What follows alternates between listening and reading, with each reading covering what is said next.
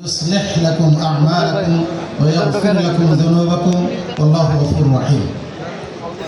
বাংলাদেশ আহলাদে যুব সংঘ কর্তৃক আয়োজিত বার্ষিক কর্মী সম্মেলন 2024-এর স্নেহাস্পদ সভাপতি মোহতারম প্রধান অতিথি আহলাদিস আন্দোলন বাংলাদেশের মোহতারম আমিরে জামাত প্রফেসর ডক্টর আসাদুল্লাহ আল গালিব,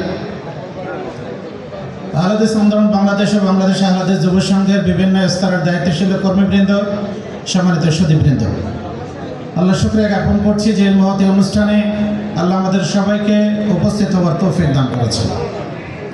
সুধীমণ্ডলী, অত্যন্ত ব্যাপক বিষয় আপনারা শুনতে পেয়েছেন যে খুন, ধর্ষণ, নৈতিক অবক্ষয় এই জাহিলিয়াতের প্রতিকার ইতিমধ্যে অনেকে আলোচনা করেছেন। আমরা শুধু দু একটি বিষয় আপনাদের দিক নির্দেশনামূলক দু একটি কথা বলব। বর্তমানে এই যে অবক্ষয় চলছে, এই যে জাহিলিয়াত চলছে, এর যে কারণগুলি সেগুলি আমাদের কাছে স্পষ্ট। সুতরাং প্রতিকারের জন্য আমাদের কি করণীয়? প্রতিকারের জন্য প্রথম করণীয় হলো আমাদের মধ্যে তাকওয়ার সয়লাভ ঘটাতে হবে। তাকওয়া আমাদের মধ্যে সৃষ্টি করতে হবে। আজকে দেখবেন যে সমস্ত যুবকরা এই কাজগুলি করছে, তাদের যেমন ঈমান নেই বললেই চলে, ঠিক তেমনিভাবে আল্লাহ ভীতি তাদের মধ্যে নাই। আল্লাহ বলছেন, ইয়া আইয়ুহাল্লাযীনা আমানুত্তাকুল্লাহ, হে ঈমানদারগণ তোমরা আল্লাহকে ভয় করো। ওয়াকুলু কাওলান সাদীদা, সদা সত্য কথা বলো। ইউসলিহ লাকুম আ'মালাকুম, তাহলে আল্লাহ তোমাদের আমলগুলিকে সংশোধন করে দেবেন।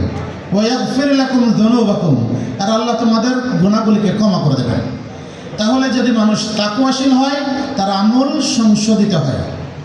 আল্লাহ বলছেন, ইন্নাল্লাযীনা তাকাও, যারা আল্লাহকে ভয় করে, ইযা মাসাতহুম তায়ফাতুম মিনাশ শাইতান, যখন শয়তানের কুমন্ত্রণা তাদের স্পর্শ করে, তাযাক্কারু, তারা আল্লাহকে স্মরণ করে, ফাইদা হুম মুবসিরুন, ফলে তাদের দৃষ্টি খুলে যায়। যখন একজন মানুষ তাকওয়াশীল হবে, তখন সে নিপতিত ভুলে সাথে সাথে আল্লাহর স্মরণ তাকে ওখান থেকে ফিরিয়ে রাখবে।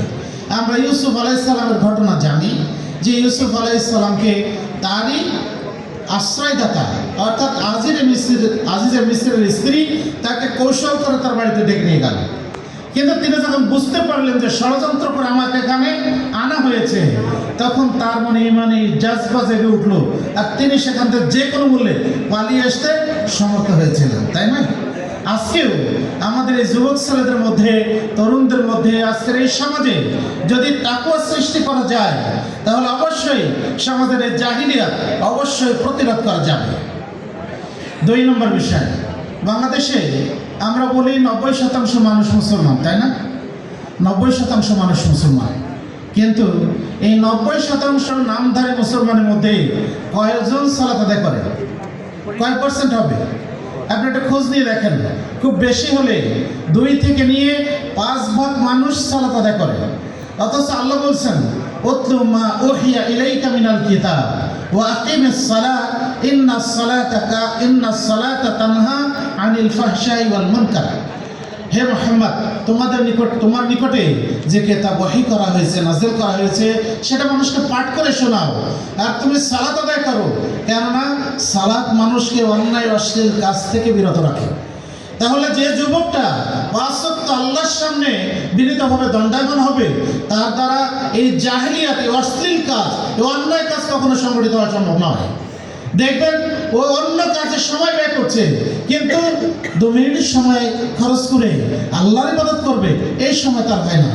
ফেসবুক চালাতে চালাতে ঘন্টার পর ঘন্টা চলে যাচ্ছে, তার কখনো অলসতা আসে না, কিন্তু সে 10টা মিনিট খরচ করে সে যে 2 রাকাত সালাত আদায় করবে, এই সৌভাগ্য তার হয় না।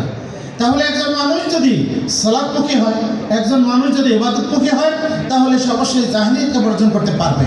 কিন্তু যতক্ষণ পর্যন্ত সে এটা না করছে, ততক্ষণ পর্যন্ত সে অন্যায় অশ্লীল কাজ করেই বেড়াবে। 3 নম্বর বিষয়, আমাদের দেশে শিক্ষা ব্যবস্থা আছে, তাই না? আমাদের দেশে একসময় শিক্ষা ব্যবস্থার দৈন্যদশা ছিল। একসময় মানুষ খুব কমই স্বাক্ষর জ্ঞান সম্পন্ন ছিল, কিন্তু এখন আমরা দেখি যে প্রায় 73% মানুষ শিক্ষিত বা তার চেয়েও বেশি। কিন্তু এই শিক্ষিত মানুষগুলিকে আসলে নৈতিক শিক্ষায় প্রকৃতপক্ষে তারা কি শিক্ষিত? এখানে শিক্ষা আছে, জাগতিক শিক্ষা আছে, কিন্তু নৈতিক শিক্ষা নাই। ফলে একজন মানুষ এদেশের সর্বোচ্চ আসনে বসে একজন সে বলে যে জ্ঞানহীন মানুষের মতো কথা বলে, তাই নাকি? কিছু এই যে আমাদের এই অনুষ্ঠানের আগে আমরা দেখলাম যে এখানে বলা হলো গোয়েন্দা তথ্যের ভিত্তিতে অনুমতি দেওয়া গেল না, কিন্তু কোন যাদের কাঠির স্পর্শে আবার সেখান থেকে বলা হলো যে এই শর্তে অনুমতি দেওয়া গেল। তাহলে ওনার নৈতিকতা যদি ঠিক থাকতো তাহলে 1 মাস আগে দেওয়া দরখাস্ত এটাকে এইভাবে ফেলে রাখতো না, আবার একটু পরে ঘুরে গেছে। শুধু তাই নয়, আজকে আমাদের বাংলাদেশের বিগত সময় সরকারের সময় দেখবেন যারা বলছে যে আমরা দুর্নীতির কালো বিড়াল ধরতে চাই, পরে তাদের অবস্থাটা কি হলো?